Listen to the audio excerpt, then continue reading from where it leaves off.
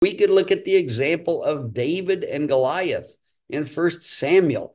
Well, we're not going to take time to read the story right now, but it's First Samuel 17. It's in your notes.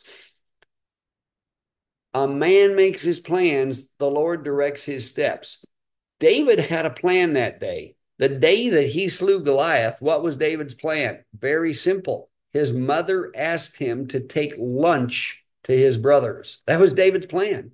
He wasn't planning on defeating a giant. He wasn't planning on engaging in the battle. He was planning on taking lunch to his brothers, just to be kind to them, to obey what his mom asked him to do. And so David took just made a plan. I'm going to go up to the battlefront. I'm going to bring this lunch to my brothers. But as he did so, God had an entirely different plan. David made his plan. The Lord directed his steps.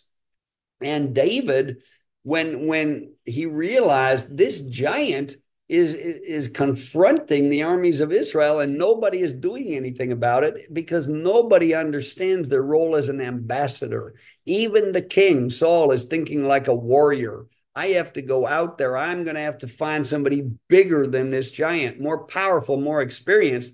David wasn't thinking that way. David was just thinking, an ambassador doesn't fight the battle. An ambassador just delivers the word and his government backs him up.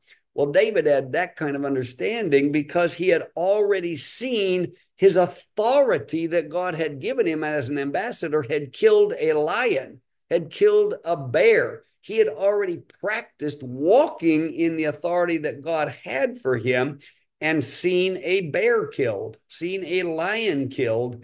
And he realized this giant will be no different. I'm not supposed to go out there with a sword and a spear and somehow defeat this guy physically because there's no way. I'm a scrawny little kid with no experience in battle, never been trained in anything. I'm just going to use the authority God gave me as an ambassador. I'm going to release God's word through a prophetic act of just slinging a little stone, and that prophetic act will kill the giant. And that is exactly what happened. I don't believe David killed the giant because he was so good with the sling. It was only a prophetic act that he released God's power through his authority through that prophetic act.